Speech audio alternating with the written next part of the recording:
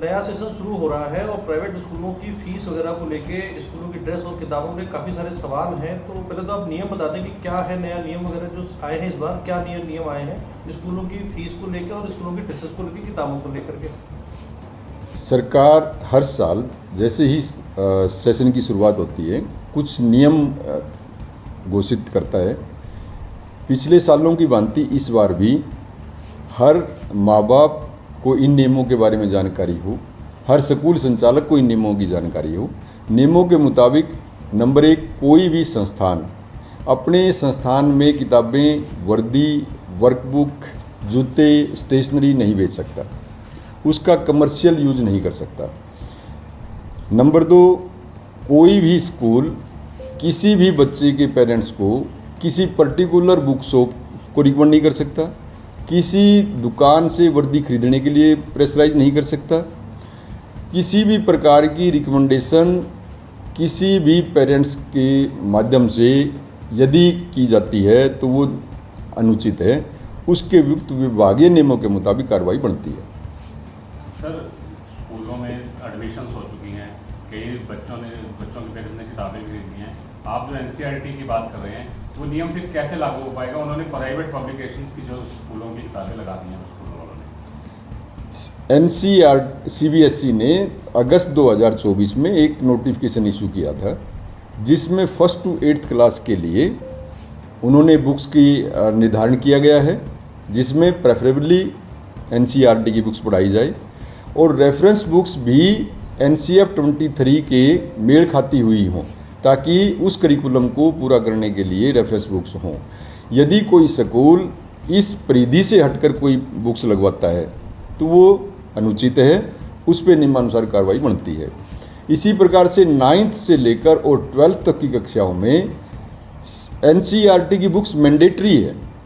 हर school NCERT की किताब पढ़ाएगा, 9th to 12th के लिए ज़रूरी है, परंतु फिर भी यदि कोई सप्लीमेंट्री मटेरियल उसको चाहिए उस बच्चों के एकेडमिक इन्हांसमेंट के लिए, तो वो भी एनसीएफ 23 से मेल खाता हुआ होना चाहिए। और यदि कोई स्कूल इस प्रकार की जो गाइडलाइंस हैं उनको फॉलो नहीं कर रहा है तो हम कमेटीज़ बना के सभी स्कूलों पे चेक किएंगे और कल से ही सभी स्कूलों को ये दिशा निर्देश दिए जाएंगे कि उनकी वेबसाइट के ऊपर ना केवल किताबों की लिस्ट हो बल्कि यूनिफॉर्म की भी फ़ोटो भी हो, और ये इसी प्रकार का एक उनके स्कूल के नोटिस बोर्ड पे भी हो, ताकि पेरेंट्स को किसी पर्टिकुलर स्कूल में किताब खरीदने या यूनिफॉर्म खरीदने के लिए बाध्य ना होना पड़े। सर, ग्राउंड रियलिटी की बात करें, जैसे आपने कहा कि कोई भी स्कूल अपने फरमाइश में किताबें नहीं बेच सकता, स्कूल ड्रेस नहीं बेच सकता, पर ग्राउंड रियलिटी की अगर बात करें तो ग्राउंड रियलिटी है कि स्कूल में जब पेरेंट्स आते हैं अपने बच्चे का एडमिशन कराने के लिए तो उनको बता दिया जाता है कि पर्टिकुलर दुकान पे ही हमारी किताबें मिलेंगी, पर्टिकुलर दुकान पे ही ड्रेस मिलेगी। उसके लिए क्या तैयारी रहेगी शिक्षा विभाग की? पिछले 1-2 दिन की प्रेस रिपोर्ट्स या प्रेस मीडिया रिपोर्ट्स के आधार पे कुछ स्कूलों के द्वारा इस प्रकार की प्रैक्टिसेस का सूचना प्राप्त हुई है। कल से ही हम पूरे डिस्ट्रिक्ट पंचकुला के स्कूल्स को कुछ जोन्स में बांटेंगे। हमारे यहाँ अधिकारियों की एक टीम बनाई जाएगी। हर स्कूल में जो बुक्स को लेकर तथा यूनिफॉर्म या स्टेशनरी की चीज़ों को लेकर जो प्रैक्टिसेस हैं उनको हम एक बार आइडेंटिफाई करेंगे और उसमें जो करेक्टिव स्टेप्स की ज़रूरत पड़ेगी वो करेक्टिव स्टेप्स ज़रूर उठाए जाएंगे, ताकि माँ बाप और बच्चों के हित को सुरक्षित किया जा सके। जब ये कमेटी जाएगी स्कूलों की चेकिंग, तो क्या वो जो रिपोर्ट है क्या वो सार्वजनिक की जाएगी? जी बिल्कुल। जो स्कूल्स नियमों का उल्लंघन करते हुए पाएंगे उसके खिलाफ जो भी अनुशंसा, जो भी हमारे कार्यालय के स्तर पर, क्योंकि जो एक्शन है वो निदेशालय स्तर पर लिए जाते हैं प्राइवेट स्कूल्स के अगेंस्ट, वो ज़रूर हमारी अपनी तरफ से पूरी कोशिश होगी कि न्याय हो और बच्चों के साथ रूल्स का इम्प्लीमेंटेशन। एक सर चलन एक और हो गया, जैसे बुक लेने कोई जाता है तो उसको नोटबुक साथ में दी जाती है, कह रहे यही नोटबुक आपके स्कूल में चलेगी, तो वही उनको जबरदस्ती दी जाती है सर। मतलब किताबों के साथ नोटबुक उनको दी जाती है। कोई भी संस्थान किसी स्कूल में नोटबुक्स को लागू करने के लिए किसी स्टूडेंट को बाध्य नहीं कर सकता। इस प्रकार की प्रैक्टिसेस नियमानुसार नहीं है, जो कि तुरंत रोकी जाएगी। एक सर फीस भी जो अपनी मनमानी से बढ़ा देते हैं, वो एनुअल चार्ज भी है वो भी अपनी मर्जी से लगा देते हैं, ये किस तरह है? सरकार की नवंबर 2021 में नोटिफिकेशन इशू की हुई है, जिसमें साफ रूप से लिखा हुआ है कि कोई भी स्कूल कंपोजिट फीस के अलावा किसी प्रकार का चार्ज बच्चों से नहीं ले सकता, और जितनी कंपोजिट फीस स्कूल के द्वारा ली जानी है उसको फार्म 6 के माध्यम से उसकी जानकारी सरकार को देनी होती है। इस बार का जो फार्म 6 है वो अगले हफ्ते लॉन्च हो जाएगा, जो डायरेक्टर सेकेंडरी एजुकेशन की वेबसाइट पे होता है और वो पब्लिक डॉक्यूमेंट होता है। कोई भी पेरेंट्स जाके उसमें फार्म 6 उस स्कूल के द्वारा दिया गया है वो अपनी फ़ीस की जानकारी ले सकता है। यदि इससे ज़्यादा कोई स्कूल फीस कलेक्ट करता है या एनुअल चार्ज कलेक्ट करता है, ये नियमों की उल्लंघना है जो नहीं की जानी चाहिए स्कूलों के द्वारा। सर इसमें दो सवाल हैं जी। एक तो कि सरकार थोड़ा सा लेट है क्योंकि एडमिशन प्रोसेस पहले से शुरू हो चुका है प्राइवेट स्कूलों का, तो सरकार थोड़ा सा लेट है। इन केस मान लीजिए किसी पेरेंट्स ने अपने बच्चे का एडमिशन करवा दिया है पर्टिकुलर किसी स्कूल के अंदर और उसने फीस ज़्यादा ले ली है, तो ऐसी स्थिति में सरकार क्या करेगी? उस पेरेंट्स की फीस वापस करवाएगी? एक बार हम सभी स्कूल जहां ये इस रिजल्ट्स पहले, क्योंकि रिजल्ट की डेट तो 1 अप्रैल 25 थी, अगर किसी स्कूल ने उससे पहले रिजल्ट डिक्लेयर किया है या फीस बढ़ी हुई ली है, एक बार हम कमेटी के माध्यम से पता लगाएंगे किन स्कूलों ने नियमों का पालन नहीं किया है, उसके मुताबिक जो नियमानुसार कार्रवाई बनती है वो ज़रूर की जाएगी। अगर सर जैसे बुक्स की जो बात करें, बुक्स जिन पेरेंट्स ने बाहर से लेने की मजबूर कर दिया है और जो फॉलो किया नहीं नियम जिन सीबीएसई स्कूलों ने, उन पर क्या एक्शन होगा? सरकार के प्राइवेट स्कूल के जो रूल्स डेवलप किए हुए हैं उसमें इस प्रकार के स्कूल के विरुद्ध कार्रवाई, सख्त कार्रवाई के प्रावधान हैं, जिसमें स्कूल को चेतावनी से लेकर रिकॉग्नाइजेशन विड्रा करने की तक के प्रावधान हैं।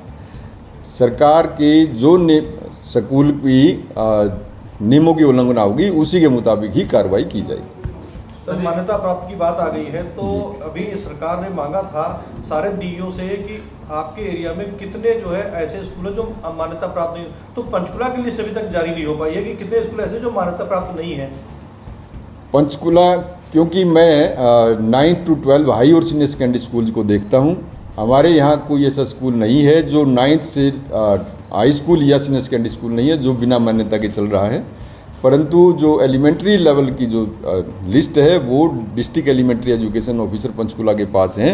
वो अगर एक बार आप उनसे संपर्क करोगे तो ज़रूर आपके पास उपलब्ध हो जाएगी। सर पंचकुला में 3 सीबीएसई स्कूल हैं जी। कल आपको देखा एक न्यूज़ भी आई हुई थी कि कल जो 12A का स्कूल है उन्होंने सरकार क्या जो अपने प्रशासन के उन्हीं के नियमों का ताक पे रख के उन्होंने ड्रा पहले निकाल दिया, जबकि आप लोगों का कहना है कि अभी तक ड्रा निकाल नहीं सकते, लेकिन उन्होंने ड्रा निकाला है, तो इसके बारे में क्या कहेंगे? इस मामले को क्योंकि वो प्रिंसिपल अभी 31 मार्च को रिटायर हो चुके हैं, उसकी एक रिपोर्ट हमने मंगवाई है जो एक बार देखेंगे कि पूरा क्या हुआ है, किस तरीके की ये हुई है ये ड्रा का उद्घोषणा, और जो अंडर रूल्स एक्शन बनती है वो ज़रूर ली जाएगी। तो सर एक 26 के स्कूल का मामला भी आया, जैसे 25 में एक स्कूल है जो अपना संस्कृति स्कूल है, 26 में है। 26 में तो 26 में स्कूल है, एक 25 में 5 तक है सर, तो वो इंग्लिश मीडियम में, तो पेरेंट्स का ये कहना है कि हमारे बच्चे अभी इंग्लिश मीडियम में 5वीं पास कर चुके हैं, जबकि टीचर का कहना है कि आप 26 में मॉडल में आप जब जाके वो फॉर्म फिल कर सकते हैं, वहाँ एडमिशन ले सकते हैं, लेकिन 26 स्कूल के जो प्रिंसिपल का ये कहना है कि हमारे यहाँ पे जगह नहीं है, टीचर नहीं है, तो मैं इन बच्चों पर रखूँगा कहाँ? तो उसके बारे में क्या, क्योंकि सरकार प्रेशर डाल रही है कि सरकारी स्कूलों को बढ़ावा दिया जाए, तो यहाँ कैसे उसको वो करेंगे सर? आज ही निदेशक महोदय ने एक मीटिंग ली थी, उस मीटिंग में ये साफ किया गया है कि यदि इस प्रकार की, क्योंकि सेक्टर 26 के मॉडल संस्कृति स्कूल की अपनी ही 5वीं क्लास होती है, उनके पास 6ठी क्लास में बच्चों की संख्या सीमित है, क्योंकि वो स्कूल सीबीएसई एफिलिएटेड स्कूल है। यदि कोई जैसे 25 का कोई स्कूल है तो उसी स्कूल में एक सेक्शन इंग्लिश मीडियम का, वो मिडिल स्कूल है 25 का, वहाँ एक सेक्शन इंग्लिश मीडियम का शुरू करने का निर्देश प्राप्त हुए हैं और वो जो बहुत जल्दी अमल में लाया जाएगा। सर इसी से जुड़ा सवाल है, पंचकुला की ही बात करें अगर, तो संस्कृति स्कूल या सार्थक स्कूल में पेरेंट्स को एडमिशन अपने बच्चों को कराने की बड़ी मारामारी रहती है, क्या तैयारी है आपकी तरफ से, विभाग की तरफ से, कि सार्थक में संस्कृति स्कूल में जो बच्चे पेरेंट्स हैं उनको एडमिशन मिल सके? इजीली मिल सके? हमारे यहाँ जिला पंचकुला के शहरी क्षेत्र में 3 मॉडल संस्कृति स्कूल हैं, जिसमें एक सार्थक है, एक मॉडल संस्कृति स्कूल सेक्टर 20 है, एक मॉडल संस्कृति स्कूल सेक्टर 26 है। परंतु उनके फीडिंग स्कूल बहुत ज़्यादा है। इस वजह से बच्चों की संख्या हमारी सीटों की संख्या से कहीं ज़्यादा होती है। ऐसे में हमने एक नियम जो सरकार के बनाया हुआ है, यदि कोई बच्चा बिल्कुल एलिमेंट्री लेवल पे बाल वाटिका 3 या फर्स्ट क्लास में एडमिशन लेता है तो उसके लिए ड्रॉ ऑफ लोड्स के माध्यम से डिसाइड किया जाता है, और बाकी की क्लासेज में जो 9 to 12 है उसमें एक टेस्ट के द्वारा निर्धारित किया जाता है। इन्हीं स्कूलों के लिए कहा जाता है कि अगर किसी की सिफारिश हो तो ड्रा में भी नाम नहीं लेना पड़ता, आराम से एडमिशन मिल जाता है। सिफारिश जरूरी है।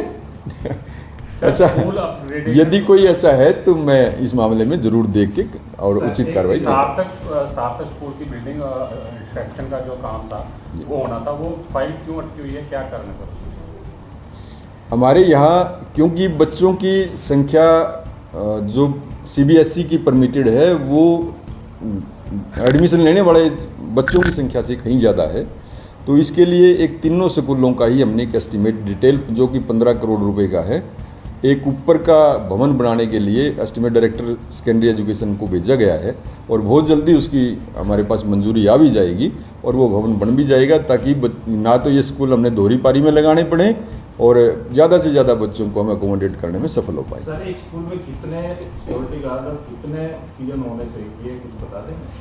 सिक्योरिटी गार्ड का गवर्नमेंट स्कूल में कोई प्रोविज़न नहीं है।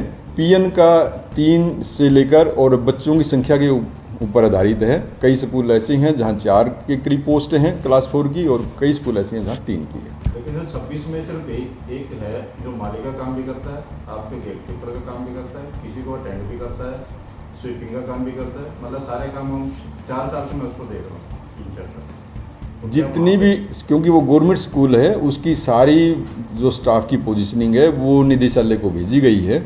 सरकारी स्कूलों में किसी भी पद पर नियुक्ति या ट्रांसफ़र निदेशालय के द्वारा की जाती है, और जैसे ही कोई नियुक्ति के लिए आदेश जारी होंगे तो बहुत जल्द कोशिश करेंगे कि वहाँ की सभी पोस्टें भर दी जाएँ। ठीक है सर, जितनी भी आपने ये गाइडलाइन बताई है प्राइवेट स्कूलों के लिए, अगर पीड़ित माँ बाप को कोई दिक्कत या तकलीफ होती है तो किस तरह से आपको कॉन्टैक्ट करें, या कोई नंबर जारी किया है, कैसे? हमारा विभाग खंड शिक्षा अधिकारी या खंड मौलिक शिक्षा अधिकारी या डिस्ट्रिक्ट एजुकेशन ऑफिसर या डिस्ट्रिक्ट एलिमेंट्री एजुकेशन ऑफिसर के माध्यम से संचालित होता है। किसी भी पीड़ित माँ बाप को यदि कोई परेशानी है तो वह इनमें से किसी कार्यालय में जाके अपनी शिकायत दे सकते हैं, उचित कार्रवाई समयबद्ध तरीके से की जाएगी। सर, इसी से जुड़ा हुआ एक सुझाव भी है, जैसे डायल 112 का प्रचार करती है सरकार जो है कि कुछ भी हो जाए तो आप डायल 112 फोन करें। शिक्षा विभाग ऐसा कोई जो नंबर आप जारी कर रहे हैं, बता रहे नंबर, स्कूलों के गेट के ऊपर क्यों नहीं लगा देता कि अगर किसी को समस्या आ जाए तो वहीं पे आ जाए, शिकायत सीधे आ जाए, क्योंकि नहीं पता चल पाता लोगों को। ये सुझाव आपका बहुत अच्छा है, और ये हमारी जो अथॉरिटीज़ है जिन्होंने डिसाइड करना उन तक ज़रूर पहुँचाया जाएगा। सर, सरकार ने भी क्या कि सरकारी स्कूलों में बच्चे पढ़ाओ हमें, क्या पंचकुला में कोई स्कूल खुलेंगे अभी नया? हाँ, सरकार हर साल बच्चों की संख्या के आधार पर ही स्कूल को अपग्रेड करती है या नए स्कूल खोलती है। पिछली बार भी हमारे 5 नए स्कूलों को सीनियर सेकेंडरी बनाया गया है। अभी भी हमारे 3 मिडिल स्कूलों को सीनियर सेकेंडरी बनाने का जो कार्य है वो प्रगति पे है। उम्मीद है कि बहुत जल्दी उन स्कूलों को अपग्रेड किया जाएगा। ठीक है।